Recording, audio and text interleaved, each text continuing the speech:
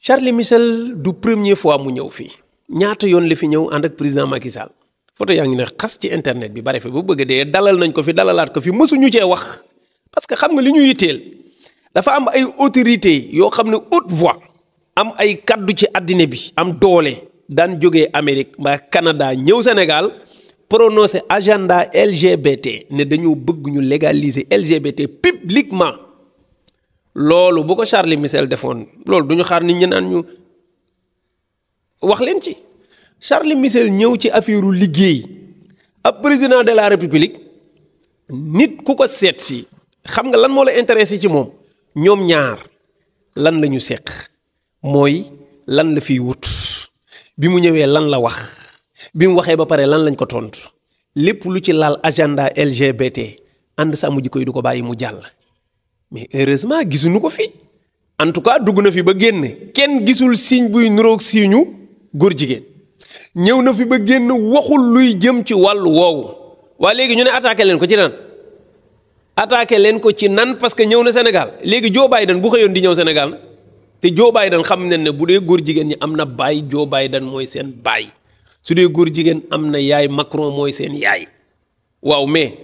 est-ce que Macron bu doon ñëw Sénégal danañ ne waru fee ñëw. est-ce que Joe Biden bu doon ñëw Sénégal dañ ne waruñ fa ñëw mais ci kaw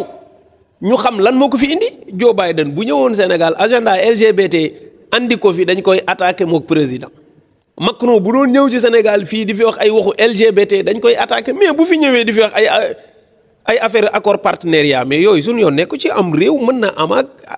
accord partenariat ak ku mu mën a doon kon loolu amul lien ak xeexu góor jigéen dëgg la nag am na ñoo xam ne xëy na jàpp nañ ne daanu régime bii fi jógee ñun ñuy xeex góor jigéen dañ cee am part parce que yëkkati bi ñu ko yëkkati arrangé wu leen woon waaw mais man jàpp naa ne góor jigéen waru leen woon a jaral nguur góor jigéen bu naree daaneel sa nguur daaneel ko mu dem ñaareel bi ci des fii ñu toll di wax ak yéen loi baa nga bureau assemblée nationale te fii may waxee ak yéen ñi ñuy interpellé waa Benno Bokk Yaakaar sëriñ bi ñoom ñooy majorité assemblée. bu leen neexoon loi bi jàll tey bu neexoon waa Benno fii may waxee ak yow suba ñoom ñu voté loi bi mu jàll majoritairement lan moo ciy des président bi promulguer loi bi. léegi bu dee wóoluwuñu Jomaay wóoluwuñu Sonko jàpp ne dañuy dooleel góor jigéen léegi ñoom am nañ lu ñu xeexee mooy nañ jël loi bi voté ko rek buux leen ko ñu seet parce que ñoom nee nañ bi ñu nekkee pouvoir ñee dañoo utiliser loi boobu pour ñu xeexee leen ko te ñoom. duñ ko mas a def léegi nañu utiliser loi bi ñoom tamit ñu xeexee leen ko mooy nañu leen pousse loi bi bu ñu voté loi bi jox président ba xam dana ko promulguer su boobaa ñun ñu tàccu leen ca kaw ne leen waaw leen góor donte xañoon ngeen ñu ko kontaan nañ ci même bu yàlla taxul ñu bég ci daal di sëkkatal président ne ko promulguer loi bi mais malheureusement yow defoo loolu loi bi yaa ko bloqué yaa nekk majorité assemblée nationale ba pare nag ñu waxaat leen ci loi bi président Diomaye Faye ba fii may waxee ak yow assemblée moomu ko.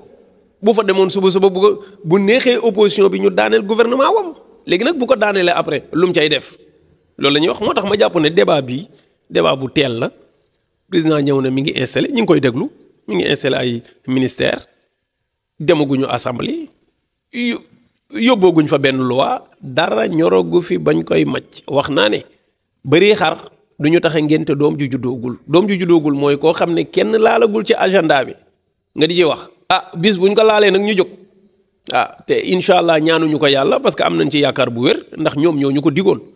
président Ousmane Sonko toog na télé Walfadjri ñëpp dégg ko mu ne bis bu ma faloo loi bii ci li may njëkk a jàllale la bokk loolu ñu ngi leen di déglu même bu dee nekkul majorité assemblée nationale su fekkee dem na ba yaakaar ne bu fa jàllee mu dem ñun en tout cas danañ essayer yóbbu ko ñoom nañ ko appuyer rek loolu moo ci am solo bu amul bis bu assemblée bi changé dañuy dugalaat loi bi. xeexum góor jigéen ajuñu ko ci kenn dañ koo aj ci dañ koo gëm ne waru fee am baat